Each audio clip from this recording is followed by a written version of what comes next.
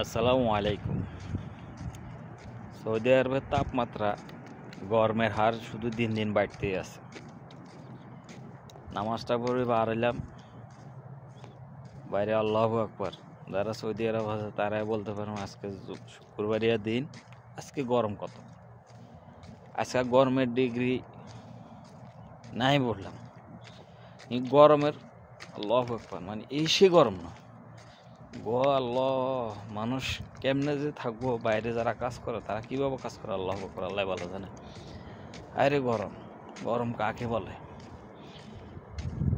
যে তাপমাত্রা আমার দেখা যায় কিনা জানি না, আমার শরীরে লাগান আগুন ধরে গেছে শরীরটার মধ্যে, এত গরম যা বলা বিহীন, প্রচুর গরম সৌদি আরবের মধ্যে। আমার মনে হয় এবারে আমি যা দেখতেছি যে গরম এবার গায়ে বেশি, 40-50 ডিগ্রিতে এটা সাধারণ। সৌদি আরবের রোদ 40-50 ডিগ্রি কোনো ব্যাপারে না। ও আল্লাহু আকবার, যে গরম আর গরম রে ভাই। যারা সৌদি আরব থাকেন তারা বলতে পারবেন যে আজকের গরম কতটুকু, মানে গরমের কোনো শেষ নেই। ও সৌদি আরবে যারা বাইরে কাজ করে এরা বলতে পারবে রে ভাই, একটা চামড়া পোড়া যায় যেটাই।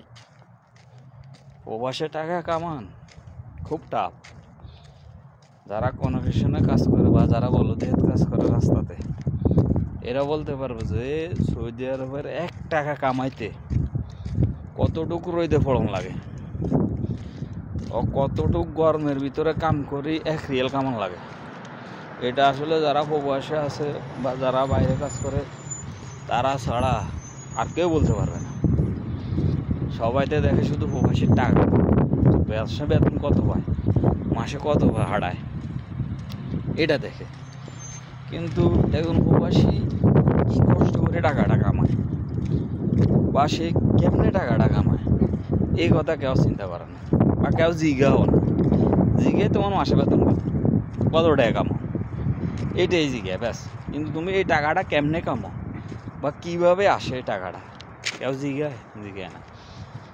একটা চামড়া, সোজা কথা হইলো একটা চামড়া একদম পোড়া হয়ে যায় যারা বাইরে কাজ করে না। আমি এখন রোদিতে হাইটা যাইতেছি, আমি বলতে পারবো ভাই আমার মোবাইলটা যে গরম হয়েছে, মোবাইলটা আগুন হয়ে গেছে। তারপরে ভিডিওটা বানাইতেছি, ওই যে মেট্রো রেল যায়, আমি বলতে পারবো যে আমার মোবাইলটা কতটুকু আগুন হয়ে গেছে এই গরমের ভিতরে। আল্লাহু আকবার, মানে গরমের কোনো শেষ নাই ভাই, তা বলা বিহীন। তা যাক, আলহামদুলিল্লাহ, সবাই দোয়া করুন প্রবাসীদের জন্য, আল্লাহ যেন সবাইকে সুস্থ রাখে। যেমন আল্লাহ উপরতম তাপ দিতেছে, তেমন ফাঁকার গরম, নিচে ফ্লোরের গরম, তেমন আল্লাহ উপরতম গরম দিতেছে। আল্লাহু আকবার। আল্লাহ সবাইকে সুস্থ রাখুক, সবার জন্য সবাই দোয়া করবেন। আসসালামু আলাইকুম।